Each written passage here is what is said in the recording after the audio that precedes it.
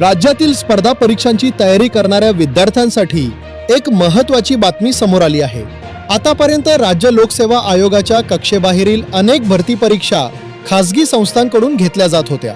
यामध्ये मुख्यतः Tata consultancy services म्हणजेच TCS आणि institute of banking personal selection म्हणजेच IBPS या दोन संस्थांचा समावेश होता।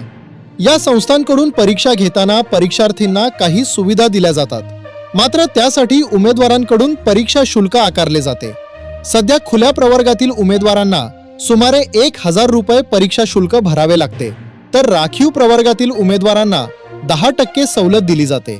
पण अनेक विद्यार्थ्यांनी या शुल्काबाबत नाराजी व्यक्त केली होती। विद्यार्थ्यांवर आर्थिक भार वाढत असल्याची तक्रार वारंवार केली जात होती। याच पार्श्वभूमीवर राज्य सरकारनं मोठा निर्णय घेतला आहे। राज्याचे तंत्रज्ञान मंत्री आशिष शेलार यांनी विधानसभेत माहिती दिली।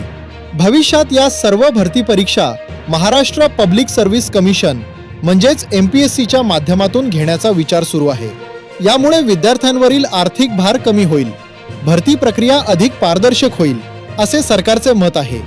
हा निर्णय लागू झाल्यास राज्यातील हजारो स्पर्धा परीक्षा देणाऱ्या विद्यार्थ्यांना मोठा दिलासा मिळू शकतो।